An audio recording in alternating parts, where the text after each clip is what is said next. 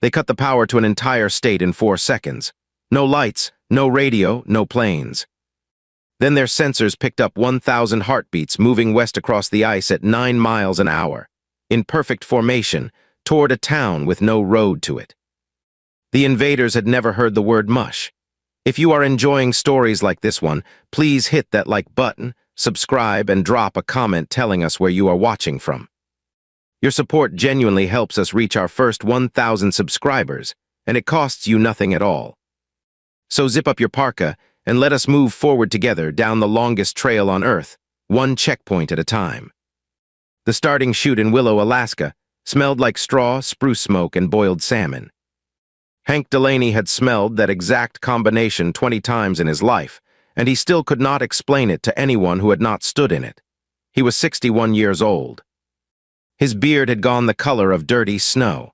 His left knee clicked whenever the temperature dropped below 0, which in that part of the world meant it clicked from October straight through April.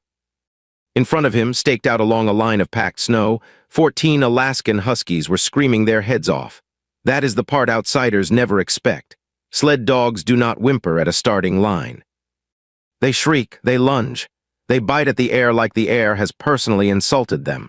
A dog team at the chute sounds like a stadium full of people who just found out the tickets were free. The sled itself had to be held in place by 3 volunteers digging their boots into the snow. Because a 14-dog team can drag a loaded sled, and a grown man like a paper bag caught in a wind gust. At the very front of that line stood Birch. Birch was 9 years old, which is elderly for a lead dog. She had one brown eye, one pale blue one, a chest like a beer keg, and the calm of a small town bank manager. While the rest of the team lost their minds behind her, Birch simply stood with her ears forward, staring down the trail, waiting for the only word that mattered. Hank crouched and scratched the ruff of her neck. "Last one, girl," he said. "Let us do it right." Now here is what you need to know because the invaders never bothered to learn it. The Iditarod runs about 1,000 miles from Willow to Nome. It crosses 2 mountain ranges, the frozen Yukon River and the sea ice of Norton Sound. There are roughly 20 checkpoints along the way. Some are real villages with schools and post offices. Some are a plywood shack, a barrel stove, and a man named Gary who has strong opinions about coffee. Teams start with up to 14 dogs and must finish with at least 5. Every musher takes 1 mandatory 24-hour rest and 2 mandatory 8-hour rests, because the rules exist to protect the animals, and out there nobody argues about that. Ever. And this is the fact that decided the whole war. There is no road to Nome. There has never been a road to Nome. If you want to reach that town over land, you either fly or you go the way people have gone for over 100 years. On runners. Behind dogs, 12 feet away, Casey Delaney was counting booties. Casey was 24, Hank's granddaughter, and a rookie. She had her grandfather's stubborn chin and absolutely none of his patience.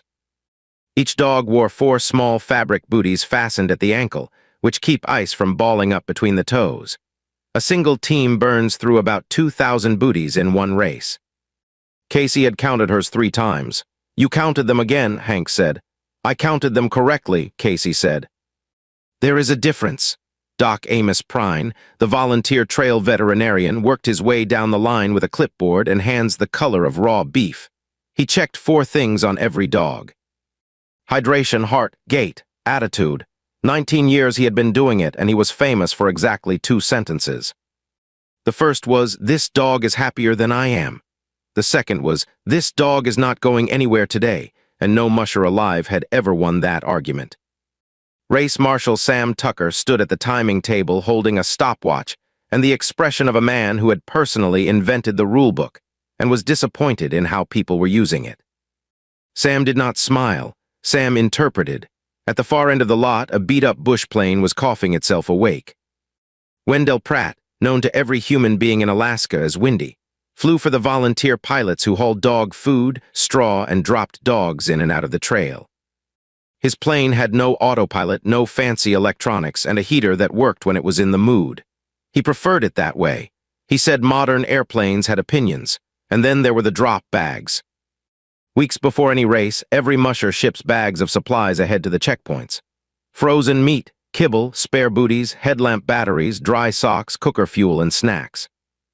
Thousands of pounds of it, sorted and flown out to villages across the interior long before a single dog leaves the chute. It is the least glamorous part of the sport, and it is the reason the sport works. 6 weeks before the invasion, without knowing anything about it, the mushers of Alaska had already pre-positioned a supply network across 1,000 miles of wilderness. The countdown ran out. The chute cleared, Hank pulled the snow hook. "All right, Birch, hike." 14 dogs hit the line at once, and the sled shot forward like it had been launched. The noise stopped instantly, which is the other thing outsiders never expect. Once a team is running, they go silent. All that screaming turns into breath and pawfall and the long hiss of plastic runners over snow. For 6 hours, everything was completely normal. Then the sky went wrong. It did not flash. It did not roar. The high clouds over the Alaska range simply thickened in the wrong places, in shapes that were too straight, and the light on the snow turned a flat gray that had no source at all. 50 miles behind in Anchorage, every streetlight died in the same heartbeat. In Fairbanks, the radio dropped to a hiss.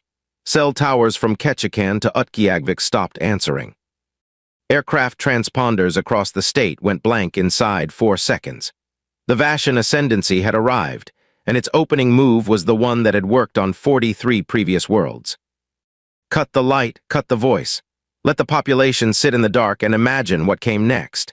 It works beautifully on people who have light and voice to lose. 90 miles out on the trail, Hank Delaney glanced up at the strange gray, checked that his headlamp still worked because it ran on batteries in his chest pocket, and kept driving. 33 teams were already strung out across 200 miles of wilderness. No phones, no trackers, no way to be recalled. And not one person in the entire state had yet realized that the only working transportation network left in Alaska was a 9-mile-an-hour trail made of packed snow, marked with wooden stakes, and staffed entirely by dogs. High Marshal Grevik read the survey report and took it as a personal insult. He stood on the command deck of the vessel Ascendant Order, 400 miles above the continent, with the posture of a man who had done this many times and expected the paperwork to cooperate. 43 worlds, 43 surrenders. The Ascendancy did not really fight wars. It removed a civilization's ability to talk to itself, waited, and collected the results. "Analyst Perrin," Grevik said, "explain this region to me one more time." Perrin cleared his throat. He was thin, anxious, and correct considerably more often than anyone ever thanked him for. "It is the largest low-density landmass on the continent, Marshal. 600,000 square miles. The total population would fit inside one mid-sized city. 90% of the settlements have no ground connection to one another. No roads. Correct, Marshal. Then how do they move?" Perrin hesitated, which he would later describe as the last comfortable moment of his career. "Aircraft, rivers, and in winter, Marshal, there are marked routes across the frozen ground. Our imaging found a corridor running west, approximately 1,000 miles long. It follows the flattest passable terrain in the interior." Grevik nodded. That was exactly the answer he wanted. Relay pylons need flat ground, clear sight lines, and stable footing. If the locals had already surveyed the flattest route across the interior, then the Ascendancy would simply borrow it. That was not theft. That was courtesy. "Deploy along that corridor," Grevik said. 22 pylons, standard spacing. It was a perfectly reasonable order. It was also the first of 4 mistakes, and Grevik would eventually write all 4 of them down himself. The pylons dropped through the clouds like fence posts, sank into the snow, and unfolded lattice masts 40 feet high. Within an hour, the invisible net was live, and every signal in the interior was dead. Within 2 hours, the second mistake started raising its hand. At pylon 11, near a stretch of burned-over spruce, a technician reported his hand tools would not close. At pylon 14, a survey drone lifted 3 feet, wobbled like a drunk pigeon, and set itself back down. At pylon 19, an armored walker seized at the hip joint and had to be towed by another walker, which then also seized. Perrin read the fault reports twice before he dared bring them up. "Marshal, our equipment is not being damaged. It is being refrigerated. Our field cells are rated to what this world calls 20 below." The interior is currently at 45 below and the wind is making it behave colder. Past a certain point, chemical cells simply stop delivering power. Lubricants turn to paste. Seals shrink and crack. We have conquered ice worlds, Grevik said. We have conquered ice worlds with orbital support and heated staging bases, Marshal. We landed here with light field kit because the survey said the region was empty. It is empty. It has a population, Marshal. It is simply spread thin. Those are two different things. And then the logistics division found the drop bags. A supply team, searching a village checkpoint for what it assumed was a forward operating base, discovered a shipping pallet stacked with sealed bags. Every bag was labeled by hand. Every bag was full, and every bag had been shipped according to the tags 6 weeks earlier. Marshal, the logistics officer reported, and there was awe in it. They pre-positioned supplies across the entire corridor before we arrived. Grevik went very still. Explain. Frozen protein, concentrated fat, spare fabric, fuel canisters, batteries. Dry footwear. It is a complete resupply chain, Marshal, laid out at 20 locations across 1,000 miles, and it was in place 6 weeks ago. They knew we were coming. That is one interpretation. Marshal, nobody on that deck came up with the second interpretation, which was that Alaskans do this every single year for fun.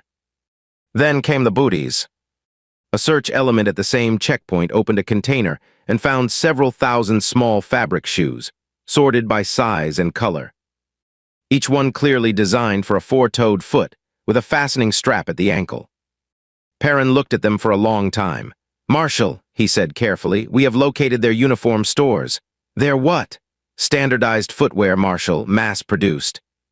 Color-coded, which suggests unit designation, sized for a foot that is not human, he swallowed. There is an auxiliary force on this trail, a large one. Based on the count, at least 1,000.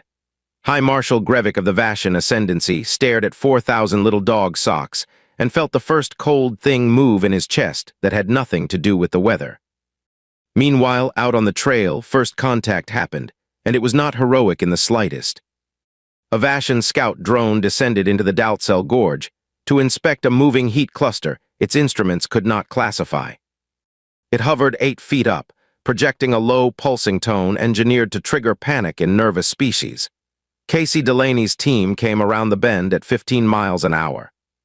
Her wheeled dog, a gray male named Sprocket, saw an unfamiliar object making an annoying noise at roughly nose height, and did what any self-respecting dog would do. He went for it. He missed by about 4 inches. The drone climbed in a blind panic, clipped a spruce branch, dumped the entire snow load off that branch straight into its own intakes, and dropped into a drift where it lay making a sad electrical whimper. Casey did not stop. You do not stop a team on a downhill in a gorge. That is how people break legs. On by, she called to her dogs, which is the command that means ignore that thing and keep running. She had no idea she had just named the entire war. 2 hours later, Perrin placed a fresh report in front of his marshal. We have lost contact with Scout Unit 4. Destroyed, buried, Marshal. In snow by an animal, which then continued running west without slowing down. At the Rainy Pass checkpoint that same afternoon, Hank Delaney arrived to find a state trooper's snow machine parked sideways in the middle of the dog lot, which violated about 6 unwritten rules at once. Deputy Ray Lundquist was standing on the seat, holding a handheld radio at arm's length, receiving a whole lot of nothing. Delaney, Ray said, do not laugh at me. I have not decided yet. There are ships over the range. Everything electronic in this state is dead. And something is building towers along the trail. Hank looked at the sky. Then he looked at his dogs, who were already curled in the straw with their tails over their noses, entirely unbothered by the fate of the galaxy. Well, Hank said, nothing I can do about towers. That was not indifference, that was arithmetic. He was 200 miles into the wilderness with 14 animals depending on him, and his job had not changed by so much as 1 inch. Race Marshal Sam Tucker rolled in an hour later, having driven straight through from Finger Lake, and gathered the volunteers with the gravity of a man announcing a funeral. Situation report, Sam said. The race is not canceled. Somebody said, Sam, there is an alien invasion. I am aware, Sam said. I have logged it. You logged it. Sam held up his trail conditions notebook and read aloud. Trail report, rainy pass to Roan, moderate glare ice in the gorge, open water at 2 creek crossings. Unidentified vertical structures at approximate mile markers. Obstruction hazard, do not touch, advise headlamps. He closed the notebook. They are a trail condition, Sam said. Like overflow. Like moose. You go around them, you report them at the next checkpoint, and you keep moving. Doc Prine, warming his hands over the stove, said, Sam. This might be bigger than the trail. Nothing is bigger than the trail, Sam said. Not out here. Out here the trail is the only thing still working. He meant it as stubbornness. 600 miles west, a colonel was about to turn it into a battle plan. Colonel Wade Hollies was staring at a paper map because paper was the only thing in the building that still functioned. Say it again, he told his signals officer. Sir, the lattice is holding. We cannot transmit, we cannot receive, and we cannot fly high without getting tracked. Every unit in the interior is isolated. To break the net, all 22 pylons have to go down inside the same hour, or they reroute and reboot. And we have no way on Earth to give that order to 22 separate locations across 1,000 miles of wilderness. Hollies looked at the map a long time. Then he put one finger on a thin dotted line running west and traced it all the way to the coast. There is one way, he said. And this state has already done it once. Because 100 years ago, a town at the edge of the Bering Sea nearly died. Nome had a diphtheria outbreak in the dead of winter. The only serum was 1,000 miles away. The harbor was frozen solid, and the 2 available aircraft were open cockpit biplanes with water-cooled engines that no sane person would fly at 50 below in the dark. So the territory did the only thing left.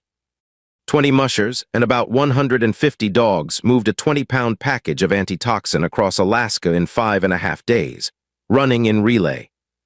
Through temperatures that hit 60 below with gale-force wind. A dog named Togo led the longest and most dangerous leg, roughly 260 miles across the sea ice of Norton Sound. A dog named Balto led the final run into town. The serum arrived. Nome lived, and ever since, Alaskans have argued about which dog deserved more credit, which is precisely the kind of argument that keeps a legend healthy. We cannot transmit, Hollies said to the room. So we carry. The plan was written by hand in pencil on ordinary paper because it had to survive being read aloud by exhausted people in the dark. 22 pylons, 22 teams, 1 synchronized hour. And a courier chain running on the only network the Ascendancy had not switched off because it had never occurred to anyone up there that it was a network. Windy Pratt carried the first copy out.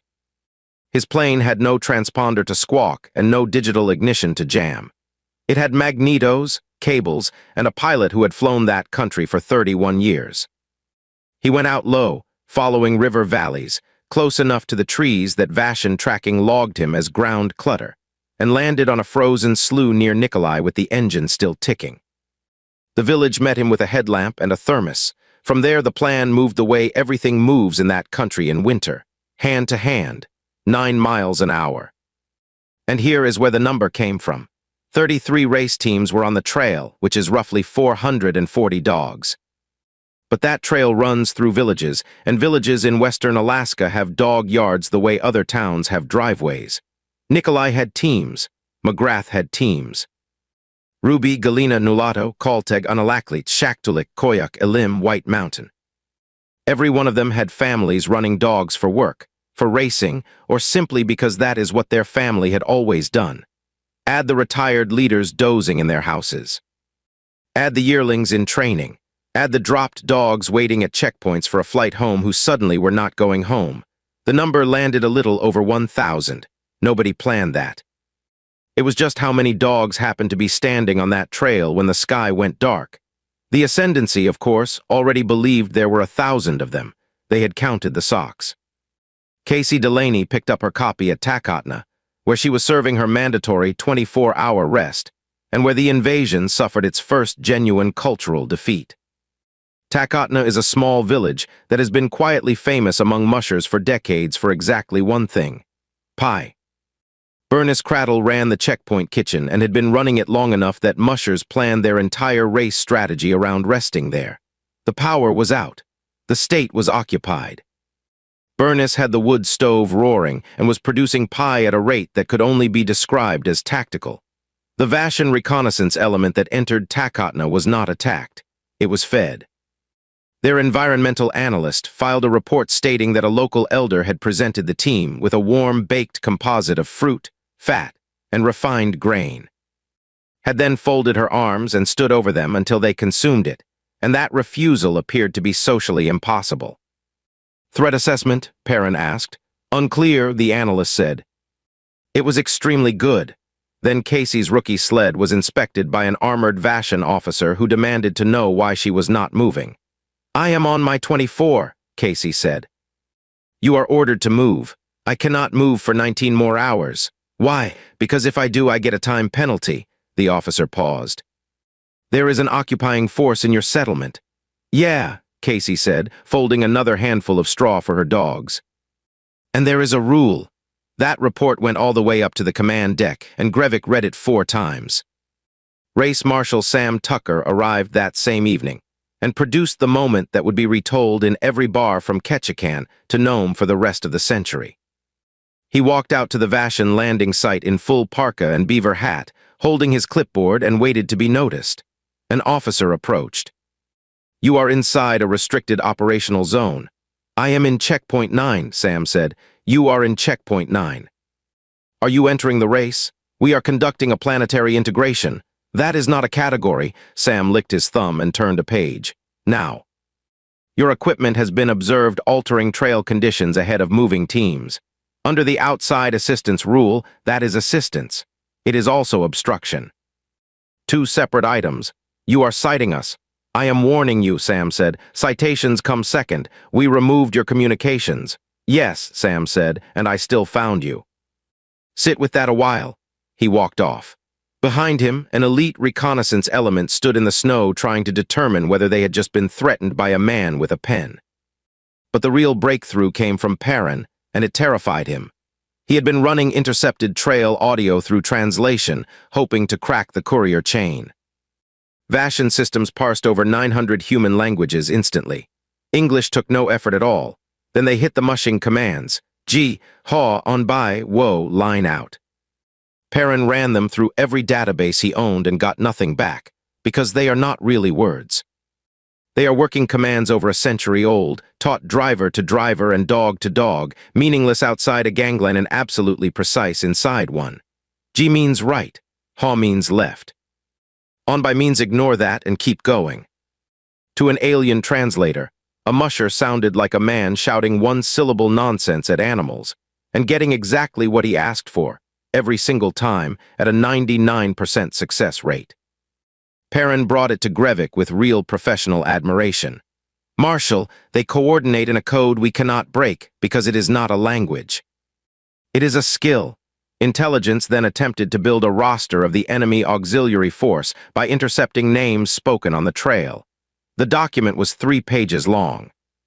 It listed as confirmed hostile combatants the following: Sprocket, Meatball, Waffle, Beans, Karen, Gary, Sergeant Fluffy. 2 separate entities named Moose, which caused a filing error because there was also an actual moose. The actual moose was its own problem. A cow moose on the trail near Roan decided a Vashan walker was standing too close to her calf and settled the matter in about 9 seconds. Alaskans could have warned them. Alaskans have been losing that argument for generations. Grevik closed the roster and asked the question that decided everything. Where do all these routes end? Perrin highlighted the map. Every thread, every relay, every courier chain, every village line, all of it ran west and converged on one point on the coast. Nome, Marshal. Then we move the command anchor to Nome, Grevik said. If the line ends there, we end the line.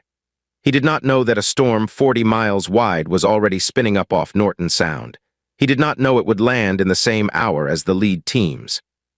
And he certainly did not know that in a coastal whiteout, a machine that navigates by instruments goes blind, while a 9-year-old dog with one blue eye does not. The storm hit the coast the way storms hit that coast, all at once and without discussion. Wind came screaming across the frozen sound and lifted the snow straight back off the ground.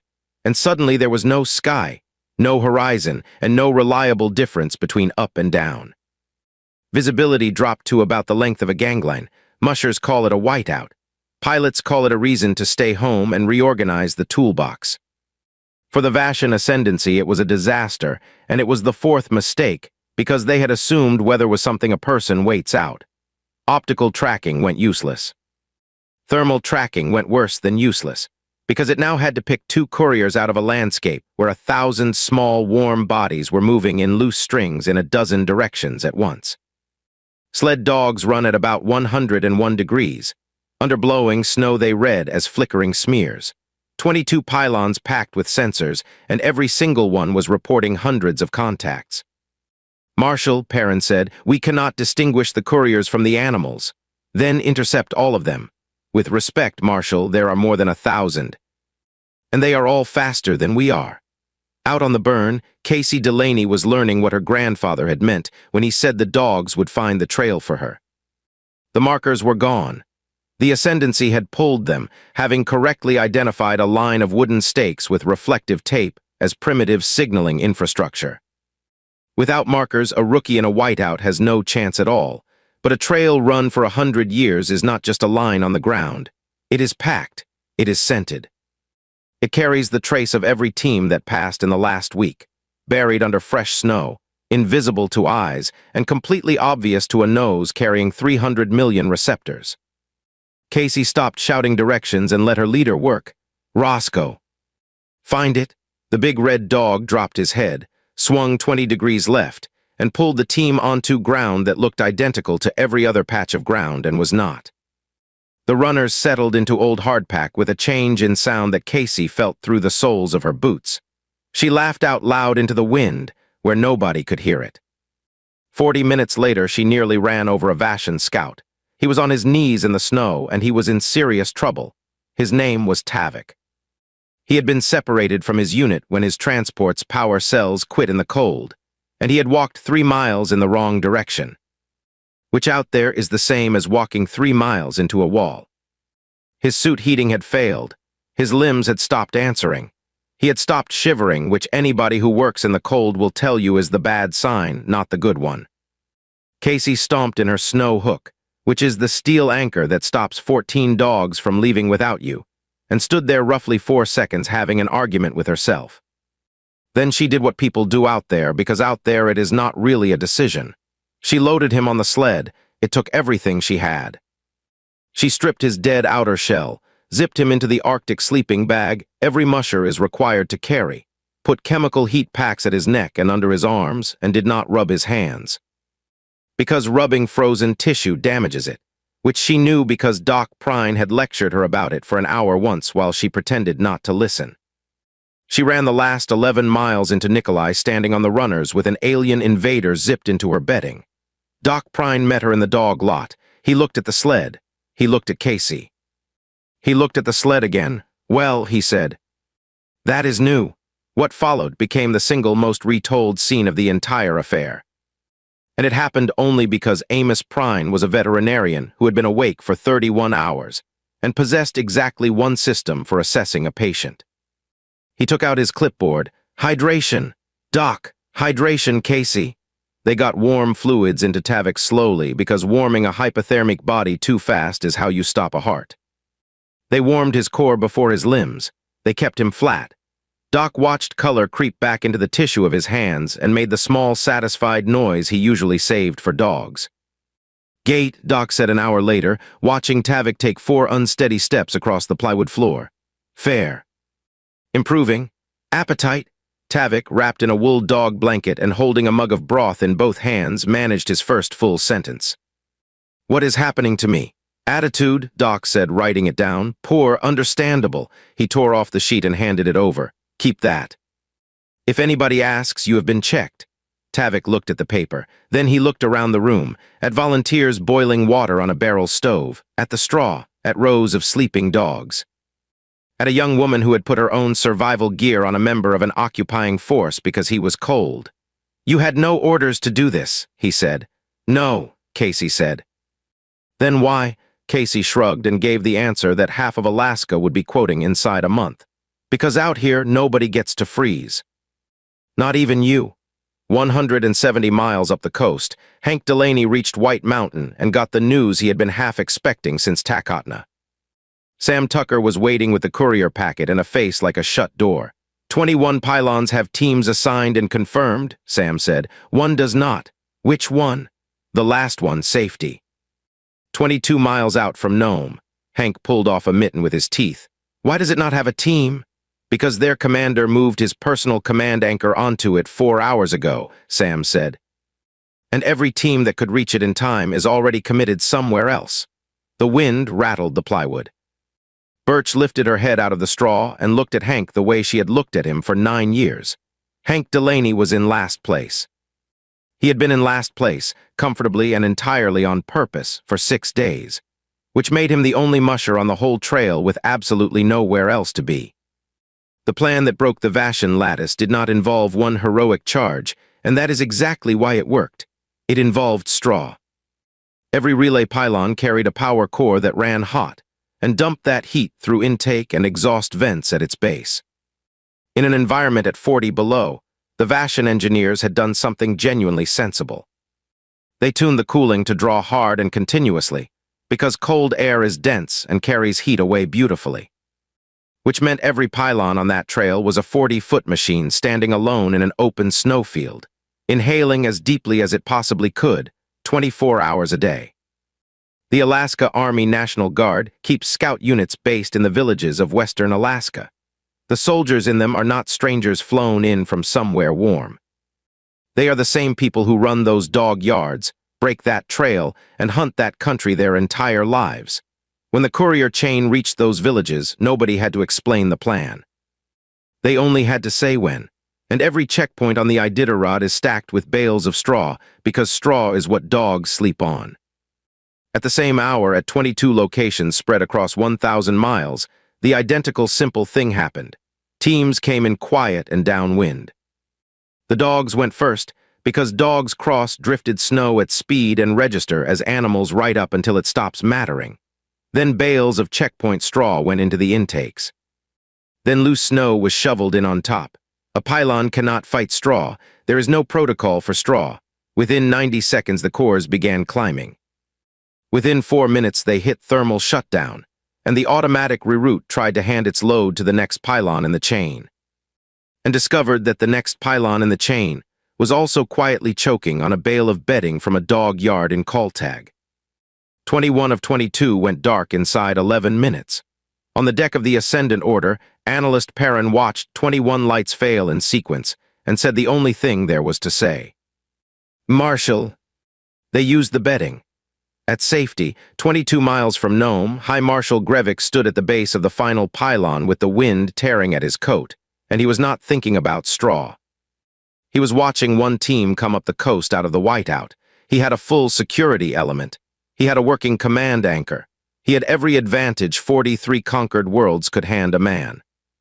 And he watched an old human in a frost-caked parka drive 14 dogs across open sea ice at 9 miles an hour, straight toward him, without slowing, without hiding, and without any visible interest in whether Grevik was standing there at all. That was the moment the High Marshal finally understood the thing his survey had missed. They were not defying him, they were commuting. Hank Delaney stopped his team 80 yards out, set his hook, and walked forward with his mittens tucked under one arm. He was carrying a brass kerosene lamp. That lamp is called the Widow's Lamp, and it is one of the oldest traditions on that trail. A lamp is lit at every checkpoint when it opens, and it burns until the last musher in the race has come through. It tells anybody still out in the dark that they have not been forgotten, and that somebody is still awake and waiting up for them. It is not electric. It has never been electric. It burns kerosene and a cotton wick, and there is not a jamming array in the known galaxy that can do one thing about it. Grevik's translator handled the conversation without difficulty. You are one man, Grevik said. I am the last man, Hank said. There is a difference. You cannot take this position. I am not here to take anything.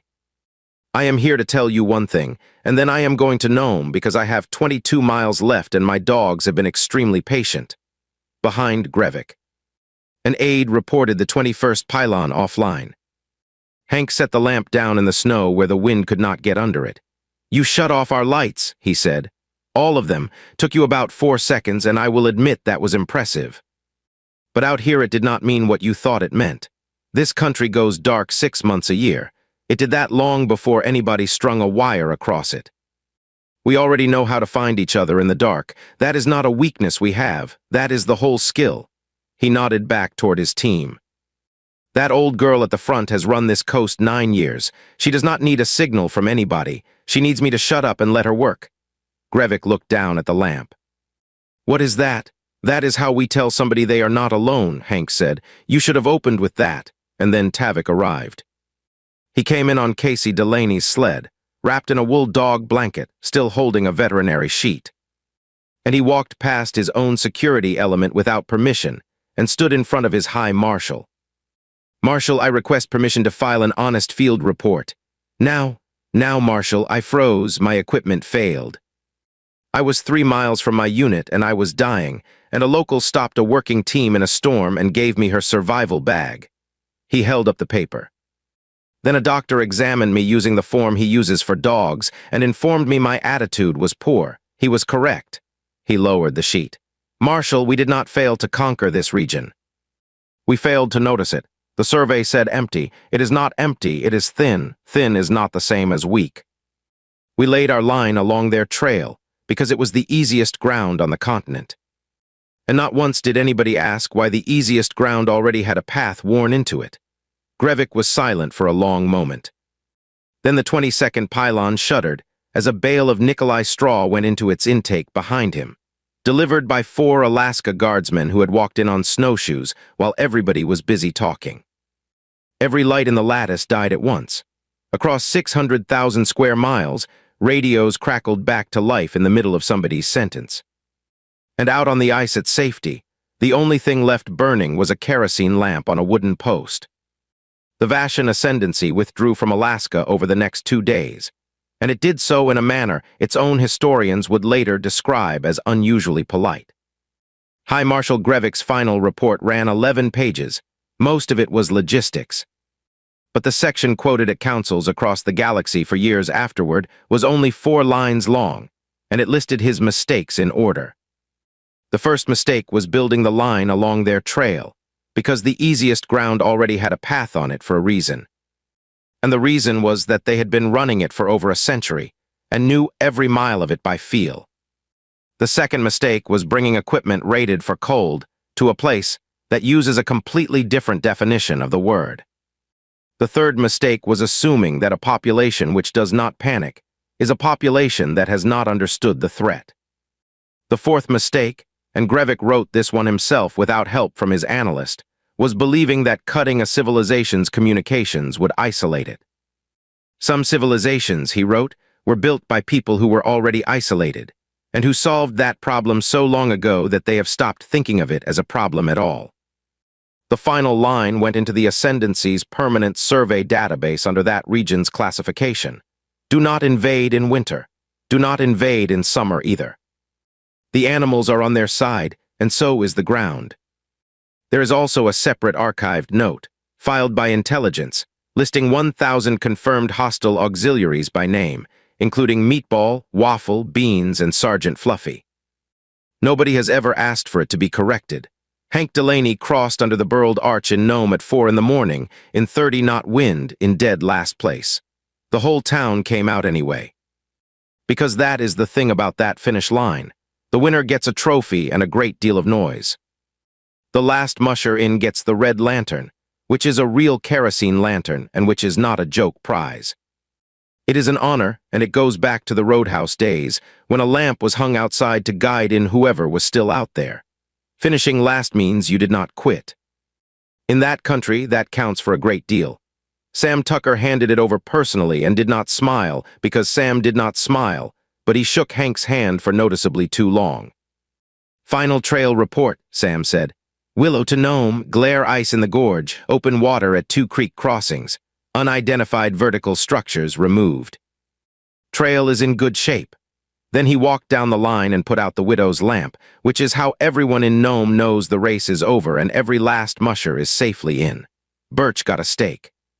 She had opinions about the steak and resolved all of them.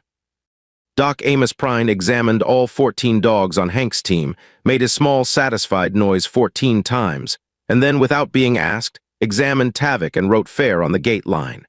Tavik framed it. Casey Delaney finished 12th, which for a rookie is genuinely excellent. And she never mentioned that she had run 11 miles of it with an occupying soldier in her sleeping bag, until a reporter asked her point blank. Her answer ended up printed on a lot of coffee mugs. Nobody gets to freeze, not even you. Colonel Wade Hollies wrote his own after-action report, and its central finding got taught in classrooms afterward. The Ascendancy had deployed the most sophisticated communications blackout ever seen on Earth, and it had been defeated by a courier system that runs on fat, protein, and animals who sincerely enjoy the commute. He recommended in writing that the state's Winter Trail network be formally recognized as critical infrastructure. It was. Bernice Cradle received a letter of thanks from the Department of Defense and framed it beside the pie oven, where it remains slightly greasy. Tavik stayed. He was assigned as an observer, which is the diplomatic way of saying nobody could think what else to do with him, and he spent that summer in a village dog yard learning to scoop, to clip nails, and to lose an argument with a 9-year-old husky. He was terrible at all three. He kept the veterinary sheet in his pocket. When people asked him what he had learned on Earth, he always gave the same 2 words, and he always got them slightly wrong in a way nobody ever corrected. On by. Because that is the real answer, and it is worth carrying away from this whole strange business. The dogs did not defeat an empire. Dogs have no concept of an empire. What they did was exactly what they had been bred and trained and loved into doing for more than 100 years in that country. Move. In the cold. In the dark. In a straight line. Together. When nothing else on Earth can. The Ascendancy looked at Alaska and saw 600,000 empty square miles.